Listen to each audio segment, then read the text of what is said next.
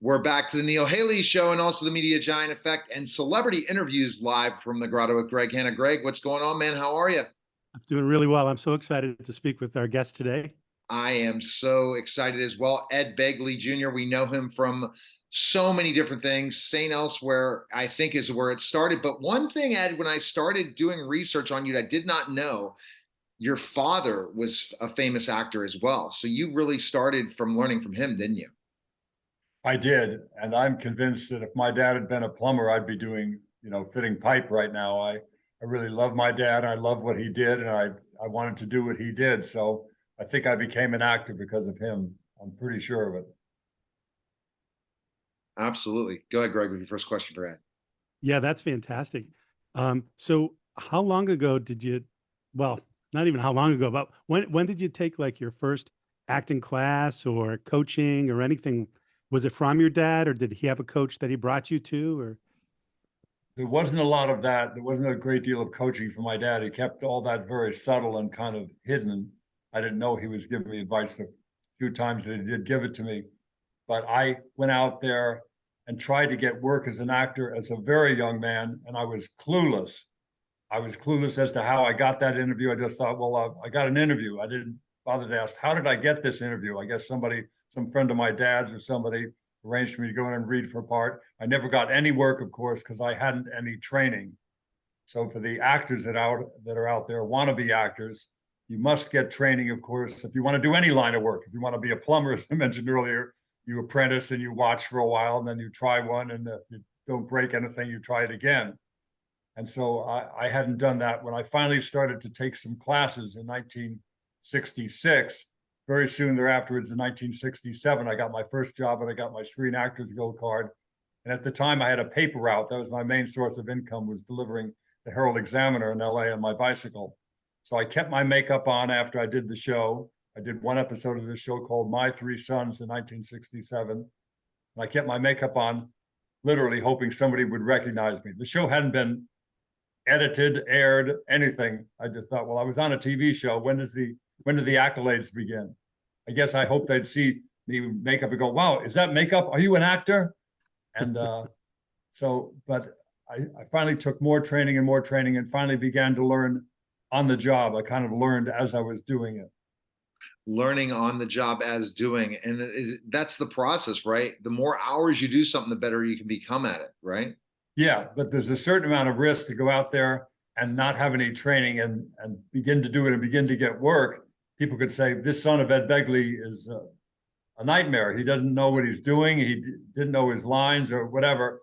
I certainly always knew my lines, but I didn't have any skills or any real training. So fortunately, I made it through and began to learn and feel comfortable in front of the camera a few years later on a show called Room 222. The show that Jim Brooks worked on as a writer. Lots of wonderful actors were in it. My friend Bruno Kirby was in it. Cindy Williams was in it. His guest stars, Richard Dreyfuss was in it. All young friends of mine about the same age in our late teens. And we worked early 20s, some of us. And we worked on that show, and I kind of learned and was finally comfortable in front of the camera. But that was kind of also later, I learned a problem. I was comfortable in front of the camera. And who wants to watch somebody that's always just comfortable in a scene? I didn't have any zip. I didn't have anything interesting going on. The way you watch an actor like Joaquin Phoenix, you watch Meryl Streep or somebody, Elizabeth Moss, these great actors of our time, Daniel Day-Lewis, these wonderfully talented people. You look at that person they're portraying and go, what's going on with him? Something's going on with her. What is Sophie and Sophie's choice? I wonder what that choice was. And then we learn what Sophie's choice was and what they're dealing with, what the Joker was dealing with, or, Joaquin Phoenix in his earlier work in Gladiator. What happened to this guy? What's going on beneath the surface? And that's what you need to have going on. I had none of that going on, of course. I was just comfortable in front of the camera, but that was the start. Then I finally learned other things which make the work more interesting. oh, that's amazing.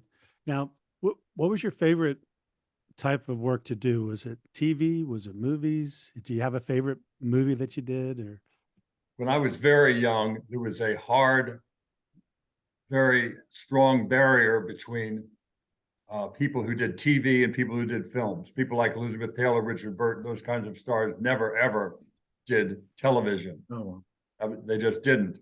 They were movie stars and they were on the big screen and they were very large, larger than life on that screen and larger than life in every way.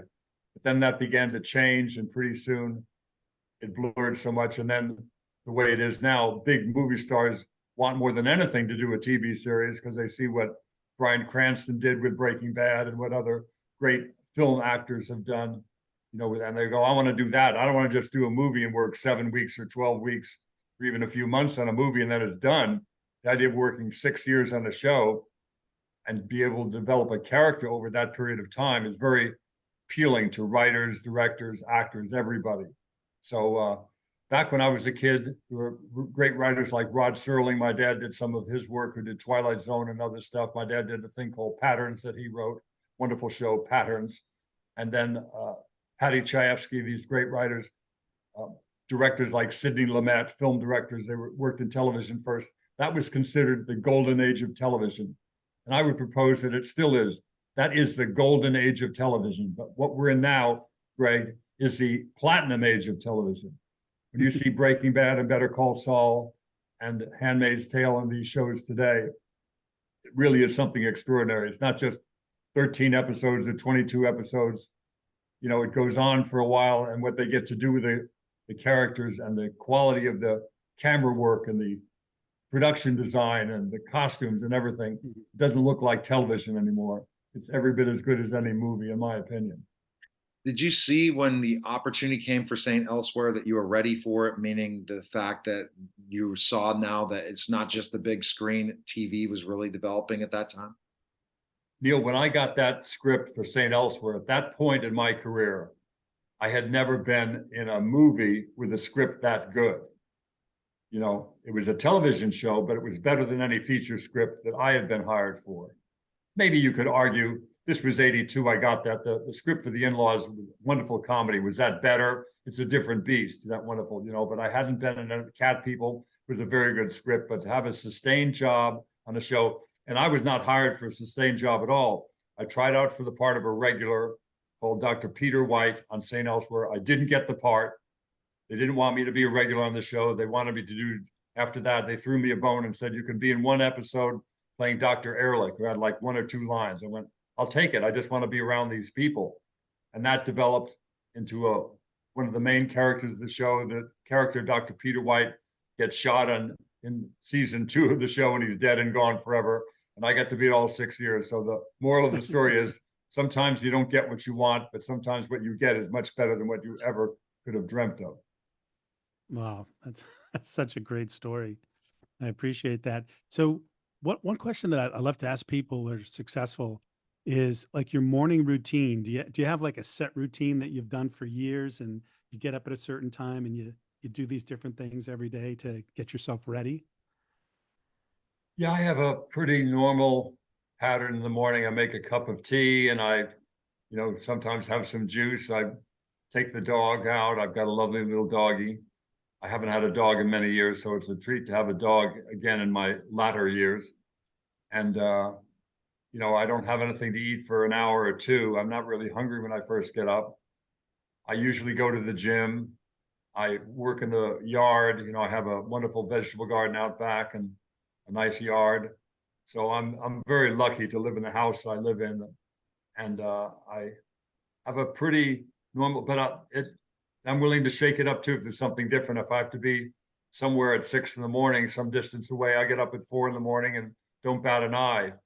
I'm happy to get up whenever they need me. And I never, ever just arrive. If my call is at 6 in the morning or 7, I don't arrive at 6 or 7. I arrive early, so I'm prepared.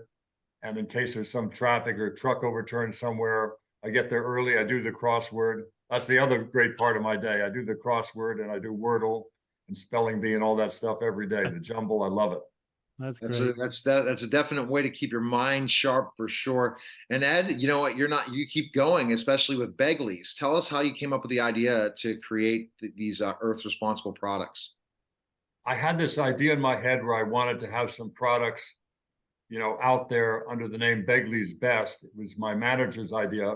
Jason Winters, my manager at the time, came up with the idea. The brand name would be Begley's Best, and I have these different products that would be green products. but I couldn't get anything going with it. It didn't go anywhere, this idea. But then this guy came up to me at Real Food Daily in Santa Monica, this very nice guy, John Watt. He said, I've got this. I tried to get a hold of you through your managers and I didn't get a call back. And I wanted to sell some cleaning products with your name on them. I went, you're looking for me. I'm looking for you. Fantastic. So I said, so what do? We do a photo session and then you'll promote the products and I'll make sure they're all green. He said, no, I'll sell you big drums of the product, and then you'll find a bottler and do all that. So it's like, I didn't know quite what the deal was. And so I started doing that. And I got into the cleaning products business with these very wonderful green products that John had has a terrific formula for his cleaners. But I got busy with my acting. I was storing stuff in my garage. Either me or my daughter was shipping stuff across the country and shipping and billing and all of that. It was fine when I had time in my acting career to do that.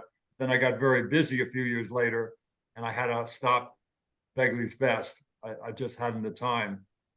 And so then I teamed up with this guy, Mark Cunningham. He said, you're an actor too. You don't need to be shipping stuff from your garage, and buying a pallet jack. I'll handle all that. You come with me to Vegas to the product show and you help promote it in many ways through social media and otherwise. And most importantly, vet the products to make sure they're as green as what you would like. We did all that. And he even had something I never possessed, which is something called the EPA Designed for the Environment certification. So we had real independent third-party certification for these new products. And we put out great green products, Begley's Earth Responsible products. We just got into Costco. We're about to launch on Chewy. And you just go to Amazon. We're on Amazon and have been for a while, selling very well on Amazon. Go to Amazon and type in Begley cleaning. That's all you need to do. Or anywhere, just go to Google and type in Begley cleaning and you'll find our products. They're very clean and green. That's important to me, of course, but also of equal importance, they're very good cleaners. You can't be just vinegar and water like I used to use when I was a kid in 1970 with the first Earth Day, or baking soda instead of Comet. It's got to be something, it has to be green and clean, but it has to also clean every bit as good as Formula 409 or Windex or something like that, or some tile cleaner. So that's what we have. You can look it up online, Begley cleaning. That's all you need to know, and you'll find it quickly. And now we're only in Texas to start, but when Costco, it's doing very well in Texas and Costco. Excellent. Well, that's excellent. great. And you'll probably be in Whole Foods pretty soon. Yes, the I Amazon think we will connection. be. Yeah. We were in Whole Foods before, but then this is when I had my original line of products, Begley's Best, but then it wasn't enough volume for the distributor. So it's still technically in the system at Whole Foods, but it wasn't enough traffic to keep the distributor happy. So now with the volume that we sell of these new products, there's plenty of volume, plenty of satisfaction to a distributor for that now because of the volume. So we'll probably be doing that again. We'll be back in Whole Foods again. I would hazard a guess, yes.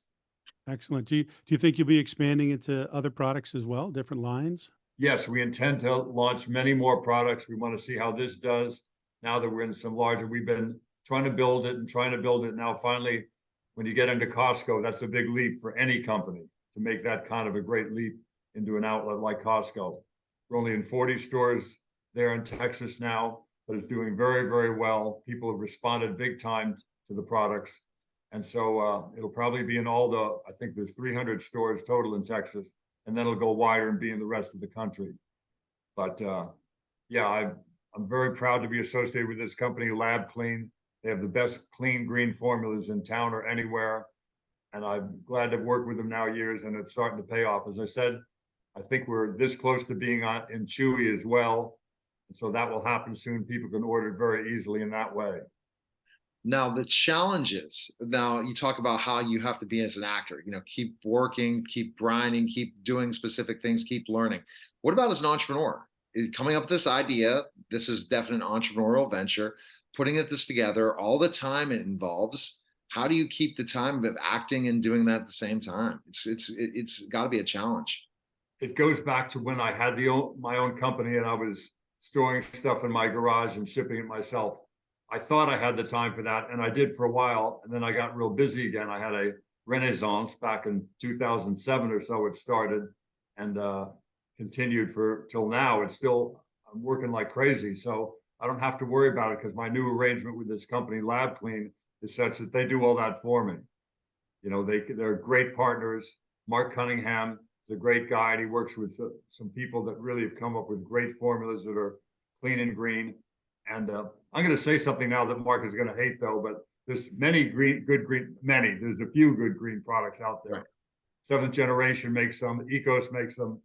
We're all rooting for each other. I certainly am rooting for them too. Go get a green product. I hope it's mine, but if not, get something to clean your floor, your sink, whatever. Because let's just talk about the floor. You got little angels like this, like my little doggie, crawling around the floor, putting her paws in her mouth. You don't want to have something toxic on that floor. You got babies, human babies, crawling around the floor, putting their fingers in their mouth and their toes, you know, as babies do. You don't want to have anything toxic on that floor, please, or anywhere in your house.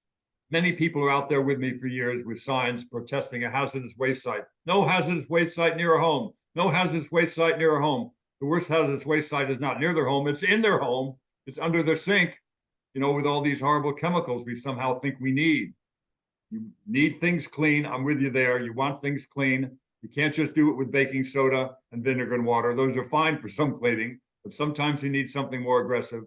And my cleaning products do very, very well. They're great products, and you can get them in many different ways in Costco in Texas and Amazon and other places as well. Greg, I talked about the brand. He figured it out. He got someone else to do the legwork, he came up with the ideas, his brand, they use his brand name and basically go out there and put it out to the public. And, you know, people, fans of Ed Begley Jr. are going to choose this product over the other two he talked about, the competitors, right, Greg? That's right. Yeah. If that's your only line of work and you're just selling the products, that's fine. You can do it all yourself. But even if you're doing it, a lot of it yourself, you got to learn to delegate. And you have to make sure that other people can do stuff because you can't be everywhere at once. And that's what I was doing. I was driving products up to Santa Barbara from LA because the cost of shipping was too much for me or the company that I was selling it to in Santa Barbara to absorb, you know, the store that was selling it there in Santa Barbara. So I would drive it up there. I basically valued my time at zero, you know, for years, and just would drive it around to save money on shipping. You can't do that endlessly, whether you're an actor or, you know, whatever your line of work, you sell used cars, you can't endlessly value your time at nothing. So I have other people that I work with, and they do a great job at it, and we're doing very well together. All right, Greg, you have a question you've asked all the successful people we've had on the show. Go with that question. I'm ready. Okay, so fantastic. So, you know, Ed, for all of my listeners, you know, many of them are entrepreneurs and just people that are always working on self-improvement in life, trying to be better and better every day. What's the most important thing that you feel that you've ever learned up to this point? The most important thing I learned as a business person is to learn to delegate, to not do it yourself. Some people can, again, that if that's their only line of work, can, but I'm zeroing in on it. Though we've talked about that, what I didn't say is you've got to, when you start a company, you've got to keep your costs down. You have to keep your costs down. And so I'll then make a case for valuing your time at nothing, if you can do it, you know, to grow your company. And that's what I did. I kept my costs down. I shipped UPS ground, and they give you a good rate if you ship enough, and I did. And I was doing it all myself. I didn't buy an expensive storage space or rent it. And where I live, Studio City, was too much money. I went way out in the valley to San Fernando, where storage space is much cheaper. You know, I just kept everything on the cheap and built it and built it. And had I not gotten busy again as an actor, I would have stayed that course and just done that. You know, just did everything myself and grown the company to where it is now with Mark Cunningham. Perhaps I should be so lucky to have done that on my own. But keep your costs down. That's very important too. Very, very important. And just make sure you give it the time to grow. You know, I kind of quit before the miracle with my company, Begley's Best, the original thing. You know, I didn't, you know, I had a unique situation where suddenly I was summoned for so much acting work in 2007, 8, 9 there after I did that reality show. Suddenly I had a lot more work, and I couldn't do it. But get out there, put the time and the sweat equity into it. Take your time, make sure you have the resources and the capital to take that time to have it grow, and you'll do well. But you of course have to have a good product to begin with. It can't be something that's crappy, that's low quality, cleaning product that didn't clean well, that's toxic. That's not going to help you at all. It's got to be what you say it is, and and that's you got to be honest in the way you promote products, and that's the key to success. It's interesting. I'm going to finish up, and then I'm going to ask Ed where we can find more information on him and purchase his product. He reflected on something. Take the time. Understand things do not happen overnight. I talked to lots of authors, entrepreneurs that started in this industry, business owners, and they're just starting from scratch, and they think it's just going to happen overnight. Greg is an entrepreneur owning this huge cybersecurity company. He took forever. It didn't happen overnight to grow it to where it is. I too grew my radio and television show, not just from like one day. I just got all the syndication. I put the time in and effort to do it. That is one of the best recommendations, Ed, you've given anyone, is take the time to do it. Make sure it's not going to happen overnight. Put the effort in, put the grind in, keep your costs low, and keep grinding. And that's the big thing for sure. Ed, where's the best place people can purchase your products? You said now they're available right now, in most of the Costco's in Texas, but what about for yourself? Is it online too that people could buy the products? Yes, online. If you're not lucky enough to be near one of those Costco's that carries it, at this point, you can get it online just at Amazon, or again, Google search just Begley Cleaning. We'll do it at Amazon or anywhere, and you'll see any number of products there. We have a limited amount of SKUs now. We want to grow the product and have a laundry detergent and lots of other products, a dish soap, but we're growing at a pace that we can afford, in a measured manner that makes business sense and sense in every way. So just type in Begley Cleaning and you will find us. And satisfaction is guaranteed. If you don't like it, your money will be refunded. We make a good product and we stand by it. All right. Well, fantastic. We appreciate it. That was such a great interview. Again, thank you, Ed. And I know Greg wants to thank you as well. Yeah, thank you, Ed. Really appreciate it. Such great information. Again, that was Celebrity Interviews live from the Grotto with Greg Hanna, guys. Take care.